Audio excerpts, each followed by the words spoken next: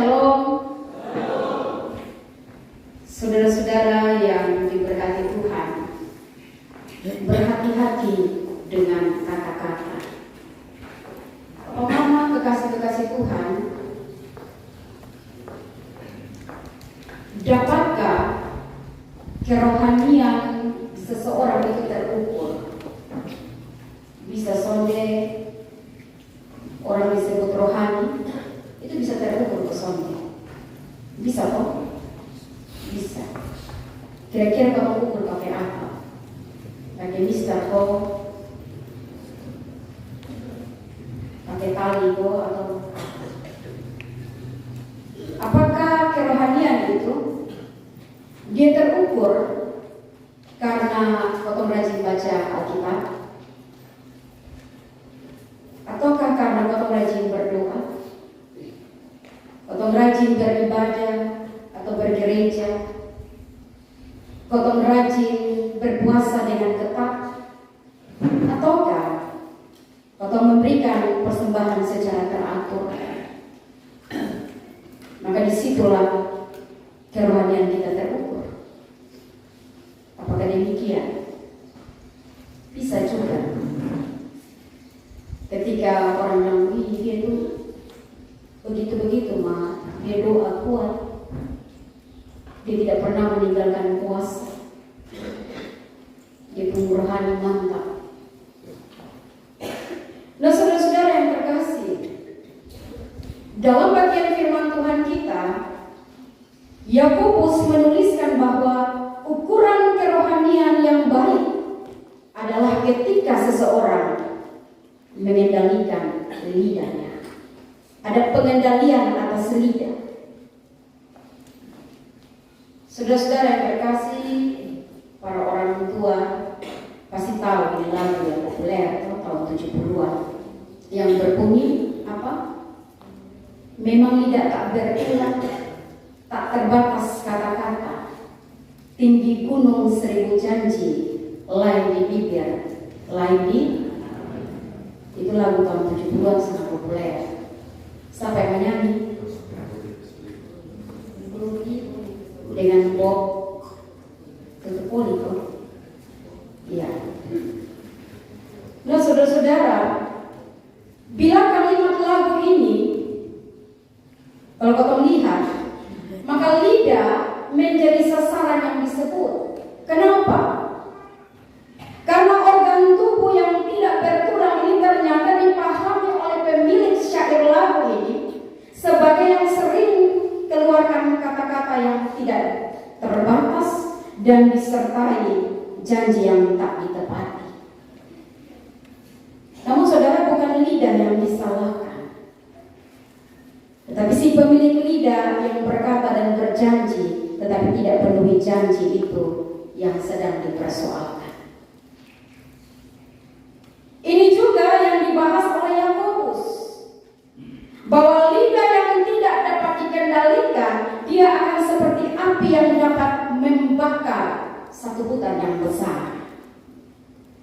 Api kalau sudah menjalar tidak dapat terkendali. Itu di situ. Dia akan merambah dari satu tempat ke satu tempat. Bayangkan Yakobus menggambarkan lidah itu seperti api yang kalau tidak terkendali dia bakar habis semuanya.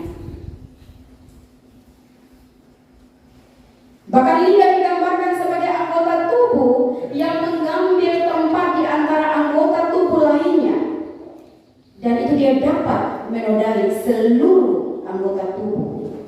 Dia bisa menodai seluruh tubuh kalau itu tidak dikendalikan. Makanya Amsal 18 ayat 21 juga menegaskan bahwa hidup dan mati itu dikuasai oleh lidah. Lidah tak bertulang, tetapi kalau dia sudah VOP, kalau sebuah omong, kadang-kadang harus dikontrol. Saudara yang terkasih, Yakobus memulai percakapan khusus mengenai lidah dengan dia meminta jemaat agar jangan semuanya mau menjadi guru, jangan semua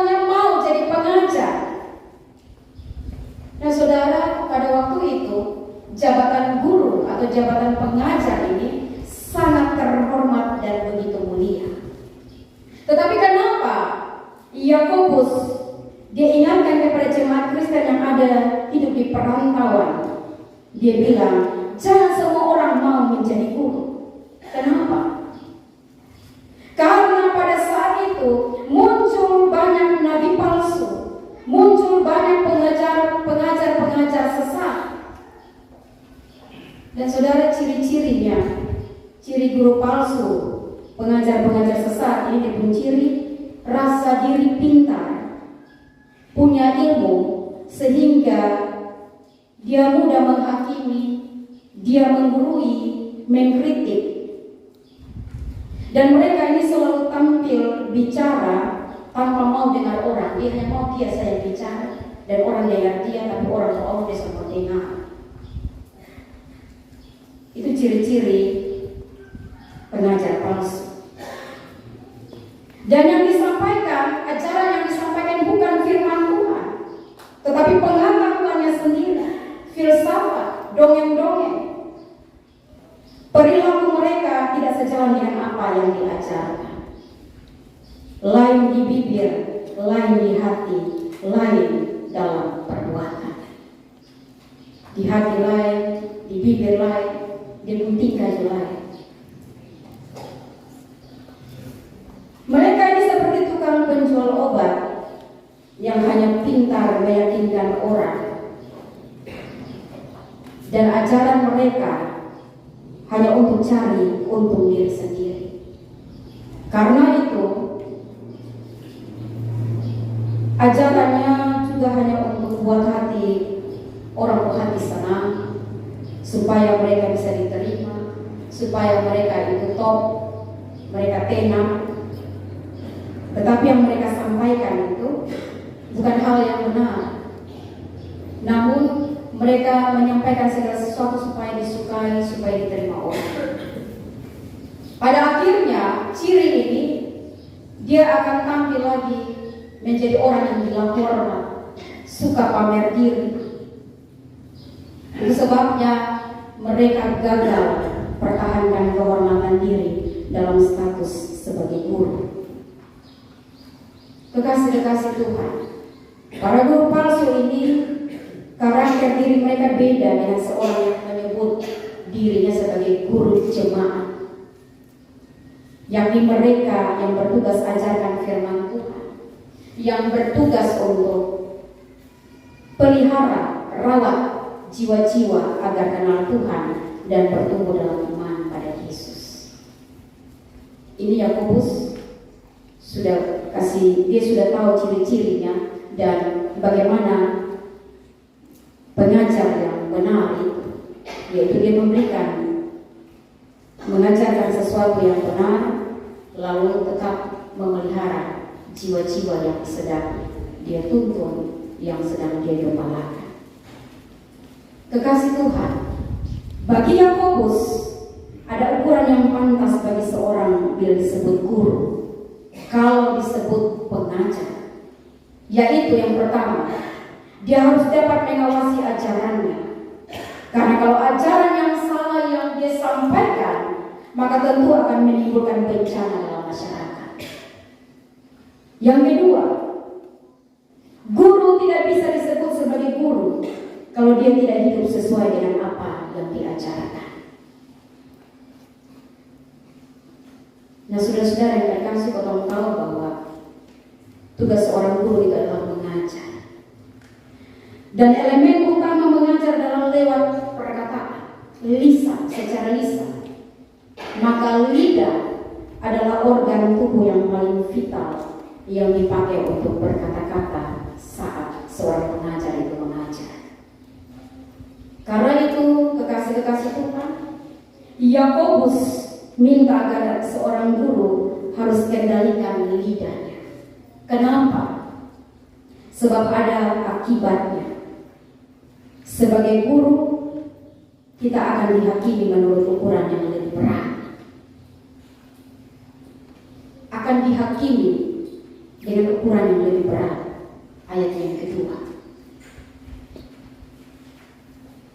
Dan Bapak Mama, Bapak Saudara yang terkasih, ternyata kendalikan lidah juga punya kaitan dengan sah tidaknya ibadah seseorang. Sekali lagi, kendalikan lidah juga punya kaitan dengan sah tidaknya ibadah seseorang.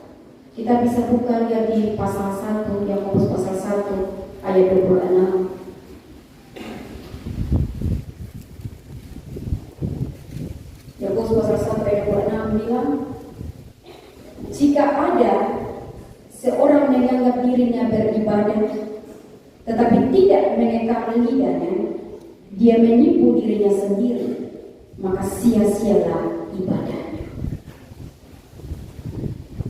Saudara, dalam teks ini Yakobus sebenarnya mau katakan, hati-hatilah terhadap dosa lidah, hati-hatilah terhadap dosa perkataan. Tentu dosa lidah atau dosa perkataan seperti menfitnah,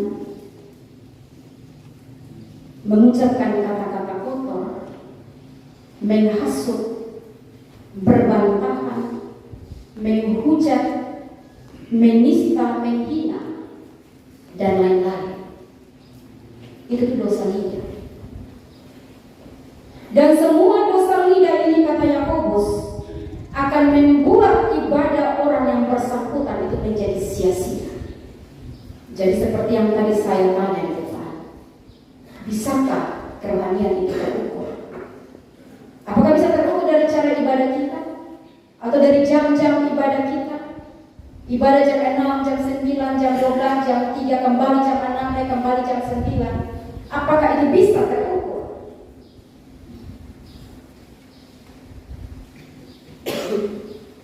Tetapi Yakobus, dalam konteks ini Yakobus bilang, kerohanian seseorang terukur dari setiap perkataan yang keluar, dari lidah yang aktif. Maka dia akan menyanyiakan apa yang dia lakukan dengan tetap, dengan kesetiaan. Jadi saudara-saudara, yang kemampuan sebetulnya kita beribadah tidak ada yang salah. Siapa mau beribadah beberapa jam silakan. Dia mau beribadah 1 hari 12 jam, itu lebih baik lagi. Dia mau berdoa, dia mau berpuasa, dia melakukan segala sesuatu sesuai dengan firman Tuhan, menyediakan waktu untuk membaca firman Tuhan. Itu semua hal yang benar.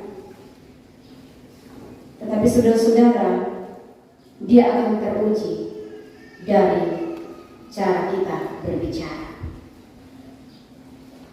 Dia akan teruji dari lidah kita. Saudara-saudara yang terkasih, orang yang tidak sanggup kendalikan lidah, dia bukan seorang guru, dia bukan seorang pemberita firman yang baik, tetapi dia adalah juru bicara iblis.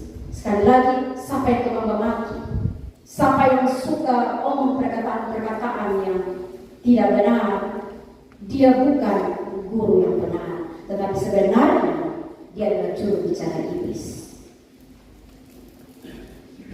Biasa orang kawin pakai jubir, juru bicara untuk menyampaikan ini kepada keluarga. Maksud hati kami datang untuk menyampaikan maksud hati kami. Tetapi ketika orang berkata tidak senonoh, orang berkata kata kotor, dia sedang menjadi juru bicara iblis, bukan menjadi guru yang baik, bukan sebagai pemberi firman. Saudara-saudara yang terkasih, karena itu, secara kebetulan Alkitab cerita bahwa iblis mendatangi Hawa dengan menyamar seperti apa? Seperti ular. Kenapa ular? Karena ular itu adalah makhluk yang punya lidah bercabang. Lidah yang bercabang adalah simbol dusta, simbol penipuan, simbol kehancuran bagi hidup yang tenang dan damai di dalam Tuhan. Jadi saudara-saudara yang terkasih, ketika omong tentang guru, omong tentang pengajar, tak usah sorot hanya kepada guru saja, bahwa itu kosong akan dihakimi, kosong perkataan akan dihakimi. Jangan sorot tentang penatuan betul bahwa mereka, termasuk saya, sebagai pengajar yang omong terlalu banyak. Tetapi sebenarnya setiap orang Kristen, setiap kita orang Kristen adalah guru rohani yang baik dalam berumah tangga maupun dalam lingkungan di mana kau berada. Tetapi yang lebih terbeban adalah kita yang diberikan itu jabatan. Ingat bahwa masing-masing kita akan dihakimi sesuai dengan lidah kita yang aktif itu. Maka Bapak Mama, saudara yang terkasih, nasihat Yakobus ini juga mengingatkan kita untuk mari jaga lidah dari perkataan-perkataan yang tidak memuliakan Allah. Caranya bagaimana?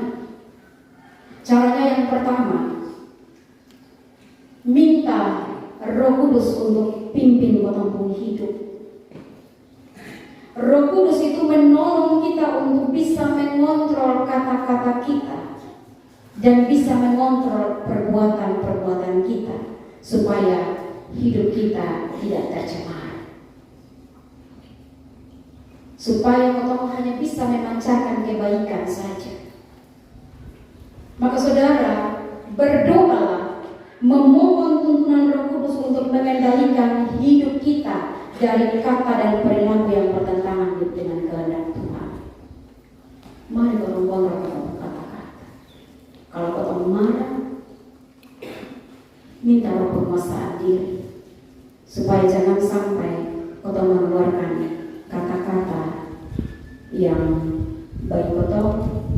Jengkel, beda emosi, tetapi itu perkataan sudah keluar dan menyakiti hati orang. Lalu kau sudah bisa dihapus seperti penghapus yang kau menghapus itu perkataan. Perkataan itu akan tetap membekas. Jadi mari minta Roh Kudus untuk tuntun kau supaya dalam emosi pun, dalam kemarahannya kita ada roh pengendalian diri.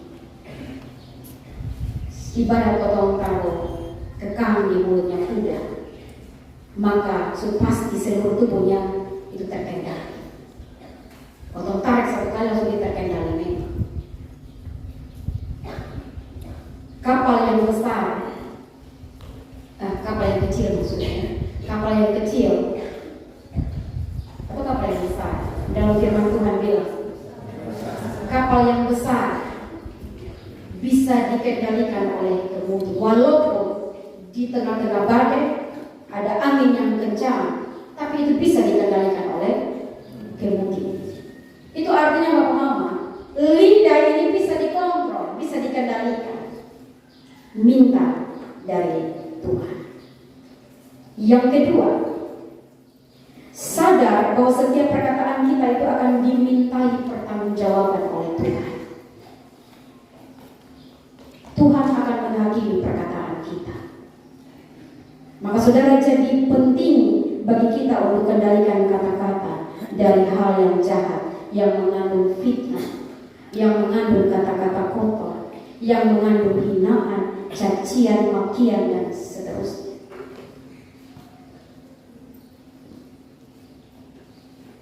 Berhenti sudah untuk memaki-maki. Apalagi yang suka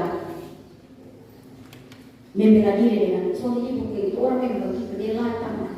Jadi kalau suka si kaget dia, sombong dia, maka pasti yang keluar adalah cacian makian. Dan so bisa ingat perkataan kita akan dipertanggungjawabkan kepada Tuhan. Tapi coba kalau kau jalan jauh, kau naik kapal feri, lalu di musim yang angin badai kencang, kau pirote, kau bisa sampai di laut-laut yang mengerikan. Saya pikir kalau misalkan dia tukang memaki, dia laka, tetapi pada saat dimana kau masuk buku aku dan dia bergelombang, dia kencang, bukan karena makian, tapi apa? Yesus tolong. Tuhan Yesus tolong potong. Yang ada adalah Tuhan Yesus. Yang ada adalah berdoa. Maka sebenarnya dia tidak latah. Itu hanya karena kebiasaan saja yang harus dirubah. Kalau naik pesawat, lalu tiba-tiba pas mau landing lalu langsung jadi deh karena ini badai jadi sonda paling jalan, sonda paling lihat untuk waktu bisa landing, maka dia terbang lagi. Ada takut-takut dari situ. Yang orang latah sekalipun pasti dia akan berdoa. Dan perkataan akan damai, bukan lagi makian, tetapi Tuhan Yesus tolong. Ikut mati Tuhan. Pada kalau mati. Jadi saudara-saudara yang terkasih, sekali lagi sadar bahwa setiap perkataan kita akan dimintai pertanggungjawaban oleh Tuhan. Allah berkehendak agar lidah kita mengucap kata-kata yang menyejukkan, kata-kata yang menenteramkan, kata-kata yang mengandung nasihat-nasihat bijak, kata-kata yang memberkati, kata-kata yang menyebarkan cinta kasih dan kebaikan dalam hidup, kata-kata yang mengandung puji-pujian untuk memuliakan Tuhan dan kesaksian tentang kebenaran Tuhan. Jangan kau bilang, soalnya di ibadat baru kau menyaksikan tentang firman Tuhan, tapi pulang kembali di rumah, ibu tahu sih, atau berhadapan dengan orang-orang di rumah, supasti jangan binatang yang kedua. Soalnya bisa begitu. Dalam bacaan bilang, soalnya bisa satu sumber mengeluarkan dua air yang rasa yang berbeda, pahit dan asin atau pahit dan tawar. So bisa. Dari satu sumber yang keluar itu tawar ya tawar, pahit ya pahit. Soalnya bisa dua sekaligus. Tapi hebatnya manusia ini, dari sumber yang satu ini, dia bisa memberkati, dia bisa memupuk. Kasih Tuhan Allah juga goyang-goyang kepala dan kotor. Dia bisa menyatakan firman Tuhan, tetapi dia bisa juga maki. Saudara, itu yang kedua. Yang ketiga, hidup konsisten dengan cara berlaku sesuai kebenaran firman Tuhan yang diajarkan. Kekasih Tuhan, alat kesaksian yang ampuh untuk bawa orang kenal dan bertumbuh dalam iman kepada Tuhan Yesus adalah konsistensi kata dan perbuatan dari setiap orang Kristen menurut atau sesuai firman Tuhan. Itu alat kesaksian yang ampuh. Artinya bahwa kau konsisten dengan apa yang kau omong dan dengan perbuatan kita. Saudara yang terkasih, ada seorang tokoh komunis Cina yang sangat terkenal, namanya Mao Zedong. Dulu dia ini adalah seorang anak sekolah minggu yang sangat-sangat rajin sekali. Bahkan guru-guru juga senang dengan dia. Namun suatu kali, guru sekolah minggunya mengatakan pada dia bahwa dia itu adalah anjing kuning, dan itu bagi mereka itu merendahkan mereka. Dasar anjing kuning. Dia lalu meninggalkan gereja, maka dia jadi seorang komunis yang anti Kristen. Maka dia bawa banyak orang menjadi komunis yang anti Kristen. Hanya karena apa? Perkataan itu membekas, sakit hati, kecewa, maka dia keluar dari Kristen menjadi komunis yang tidak percaya Tuhan. Maka saudara perlu untuk kendalikan lidah kita, atau kendalikan perkataan-perkataan kita, sebab tidak boleh dari mulut yang sama keluar seruan pujian kepada Allah, dan dari mulut yang sama keluar sumpah serapah, fitnah, caci maki, tipu muslihat yang saling mencederai hidup persaudaraan. Ingatlah selalu bahwa seseorang itu dia menganggap dirinya beribadah, tetapi kalau dia tidak mengekang lidahnya, dia menipu dirinya sendiri, maka sia-sialah ibadahnya. Ingat juga, jika kita mau sempurna, kendalikan lidah kita. Itu yang Yakobus bilang. Yakobus nasihatkan kepada kita, kendalikan lidah kita kalau mau jadi sempurna. Tuhan menolong kita semua. Amin.